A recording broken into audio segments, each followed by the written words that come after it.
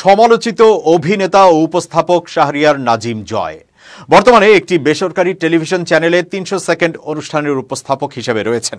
এই অনুষ্ঠানে বিভিন্ন ধরনের প্রশ্ন করার জন্য হরহামেশাই সংবাদের শিরোনাম হয়ে থাকেন। পূর্বাচলে জায়গা পেতে ২০১৪ সালে তৎকালীন প্রধানমন্ত্রী শেখ হাসিনার কাছে একটি চিঠি লিখেছিলেন জয়, যা সম্প্রতি প্রকাশ্যে এসেছে। আবেদনের চিঠিতে হাসিনাকে উপমহাদেশের শ্রেষ্ঠ নেত্রী ও আদর্শ মা সম্বোধন করে তিনি লিখেছেন, আপনার সুযোগ্য পুত্রের নামের আরেক পুত্র শাহরিয়ার নাজিম জয়ের সালাম রইল আপনার প্রতি। আমি জয়, বাংলাদেশের একজন জনপ্রিয় নায়ক।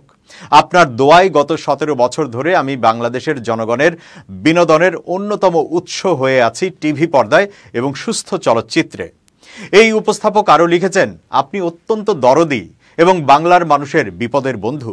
শুধু তাই নয়, গত নির্বাচনকালীন সময়ে আপনি যে বলিষ্ঠ, সাহসী এবং জ্ঞানোদীপ্ত আদর্শের উপর বলিয়ান ছিলেন, তা আমাদের মতো মানুষকে আজীবন আপনার নেতৃত্বকে স্যালুট জানানোর অঙ্গীকার করিয়েছে। মা, আপনার নিকট একজন শিল্পীর আবেদন। আমার সমসাময়িক সকল শিল্পী পূর্বাচলে ১০ কাঠা ৫ কাঠা প্লট পেয়েছে। আমি দেশের বাইরে শুটিংয়ে থাকার জন্য অ্যাপ্লাই করতেই পারিনি। পরবর্তীতে ঝিলমিলে অ্যাপ্লাই করলে লটারিতে তা পাইনি। শেষে জয়ের ভাষ্য, মা, পূর্বাচলে একটা জমি আমার স্বপ্ন, আমার সন্তানের ভবিষ্যৎ। আমি আপনার কাছে আবদার করলাম, আপনি আপনার এই সন্তানের আবদার ফেলে দেবেন না, আমি জানি ইনশাআল্লাহ।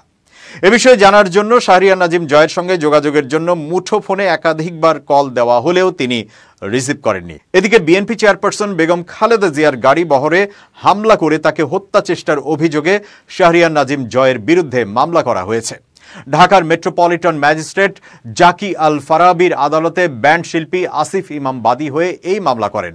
এছাড়া বনানীতে অগ্নিকাণ্ডের ঘটনায় পাইপ বালক নাইমের মুখ দিয়ে খালেদা জিয়া এতিমের টাকা মেরে দিয়েছেন বলে কথা বলিয়েও সুবিধা আদায় করতে চেয়েছিলেন।